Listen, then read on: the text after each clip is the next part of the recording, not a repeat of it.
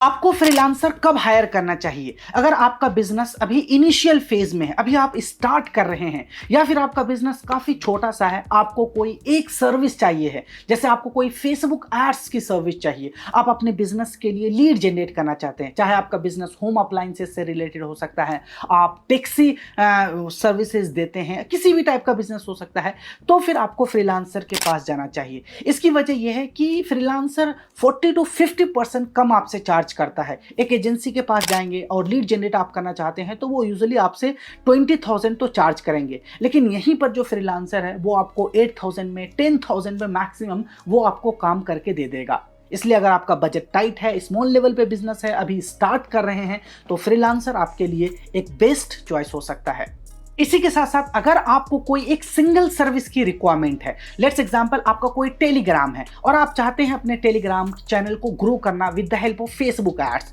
तो फिर आपको वेबसाइट डेवलपमेंट की, एसईओ की या फिर गूगल एड्स की सर्विस की कोई ज़रूरत नहीं है। तो फिर वहां पर क्यों आप जाएंगे एजेंसी के पास जो आपको हायर चार्ज करे? तो यहाँ पर एक फ्रीलांसर भी आपके साथ काम कर सकता है, वो आपको अच्छा रिजल्ट दे सकता है। अगर आपने उसका काम देखा है, आपने उसके बैकग्राउंड को देखा है, तो वो आपके लिए काम कर सकता है, वो भी लो कॉस्ट में। इसलिए अगर आपको कोई एक सिंगल सर्विस की रिक्वायरमेंट है, जैसे आपको सिर्फ अपने गूगल बिजनेस प्रोफाइल क्रिएट करवाना है, आपको सिर्फ एक वेबसाइट डेवलपमेंट करवाने हैं, आपको गूगल एड्स रन करना है, तो फिर फ्रीलांसर के साथ जाइए, क्योंकि ये कम कॉस्ट में भी आपको काम कर देंगे। इसका एक और रीजन है फ्रीलांसर के साथ काम करने का, अगर आप चाहते हैं कि डायरेक्ट कम्युनिकेट कर सकें, आप अपने बिजनेस गोल समझा सकें, आप चाहते हैं कि मेरे बिजनेस के बारे में अच्छे से आप समझ जाओ, आप कम्युनिकेशन करना चाहते हैं डायरेक्ट उस बंदे से जो आपका काम कर रहा है, तो फिर आपको फ्रीलांसर के पास जाना चाहिए। और कभी कभी ऐसा होता है कि आपके लिए वो अच्छा काम कर जाएंगे एज कंपेयर टू एजेंसी, क्योंकि वहां पे एक पूरा सिस्टम होता है। वहां बात कोई लीड मैनेजर करेगा,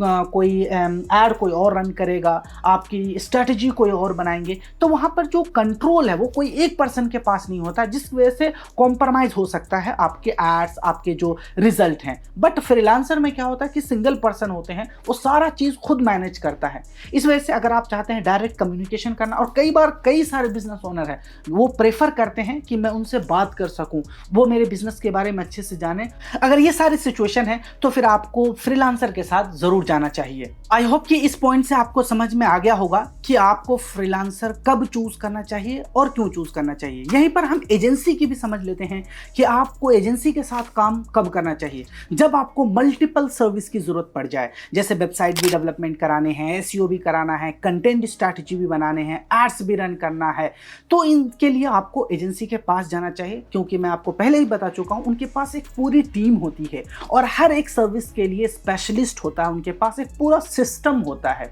तो उनके साथ आप जा सकते हैं। ये उस टाइप के बिजनेसेस के लिए जो न्यू ब्रांड स्टैब्लिश कर रहे हैं, जैसे कोई डायरेक्ट कंज्यूमर बेस्ड ब्रांड है, कोई स्किन वाइटनिंग क्रीम है, कोई कॉस्मेटिक प्रोडक्ट्स है, कोई हेयर केयर प्रोडक्ट्स है, क्लोथिंग का प्रोडक्ट्स है, तो इसके लिए एक बहुत बड़ा बजट चाहिए होती है, एक पूरी टीम चाहिए होती है उसको स्ट्रैटेजी बनाने में, उसको मार्केट में जब इंट्रोड्यूस करते हैं, उसकी ब्रांडिंग के लिए, उसकी कैंपेनिंग के लिए, तो फिर यहाँ पर आप एजेंसी के साथ जा सकते हैं, क्योंकि उनके पास स्पेशलिस्ट होते हैं और वो इस तरह के काम ऑलरेडी कर चुके होते हैं, तो उनके लिए ये सारा काम आसान होता है। दूसरा रीजन है आपको एजेंसी के पास तब जाना चाहिए जब आपको कंसिस्टेंट रिजल्ट चाहिए। आप चाहते हैं कि 24/7 365 डेज आपका लीड रुकना नहीं चाहिए, आपकी जो एड्स रुकनी नहीं चाहिए, वो इसी तरीके से कंसिस्टेंट वे में आपको चलता रहे, तो फिर अब यहाँ पर आप एजेंसी के साथ जा सकते हैं। क्योंकि फ्रीलांसर के केस में सम टाइम ऐसा होता है कि वो सिंगल पर्सन होता है, वो हॉलीडेज पे भी जा सकते हैं, उसकी फैमिली इशू भी हो सकते हैं, पर्सनल कुछ इश्यूज हो सकते हैं, तो वहाँ पर आपको 1-2 दिन का गैप देखने को मिल सकता है, या फिर हो सकता है वहाँ पर आपको वो रिजल्ट ना मिले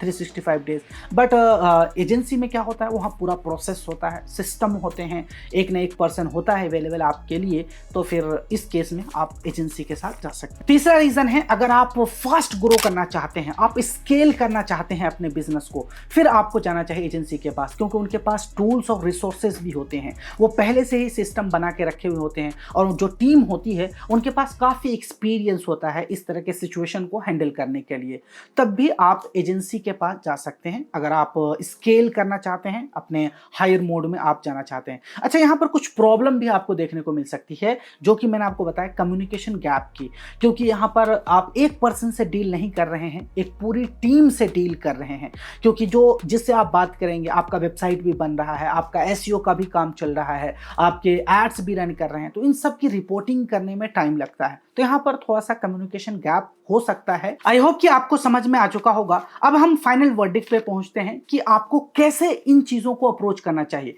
तो मेरा जो फाइनल यहाँ पे डिसीजन होता है, अगर मैं आपकी तरह होता तो मैं इस तरीके से कि मैं स्टार्ट फ्रीलांसर से करता, मैं अपने बिजनेस को टेस्ट करने के लिए। आपको जरूरी नहीं है कि पहले ही महीने में 20,000, 30,000 या 50,000 का आप पैकेजेस लेते हैं एजेंसी के पास और वहां पर ऐड आप रन करते हैं, क्योंकि वहां पर आपको ऐड में भी स्पेंड करना होता है। तो आपके डबल स्पेंडिंग होने वाली है। एक तो जो सर्विस दे रहा है वो पैसे लेगा आपसे एक हायर अमाउंट, और उसके बाद आपको ऐड में भी स्पेंड करना होता है। तो आप एक फ्रीलांसर के साथ जाइए जो मंथली आपसे 10,000, 8,000 के करीब लेंगे और वो आपका काम कर दें। यहां से आप अपने आइडिया को, यानी आप अपने बिजनेस को टेस्ट कर सकते हैं कि जो ऑनलाइन आज के ट्रेंड में है, क्या वो आपके बिजनेस के लिए काम कर रहा है या नहीं। चाहे आपका कोई हेयर सैलून है, आप कोई हेल्थ कोच हैं, आप कोई एजुकेशन बिजनेस से रिलेटेड है, लीड जनरेट करना चाहते हैं, इंक्वायरीज चाहते हैं, कॉल्स चाहते हैं, तो इन सब के लिए आपको स्टार्ट के लिए आप फ्रीलांसर के पास जाइए, वहां से आप स्टार्ट कीजिए। एक बार जब आपको समझ में आ जाए कि रिजल्ट आ रहा है, इंक्वायरीज आ रहे हैं, रेवेन्यू आपकी बढ़ रही है,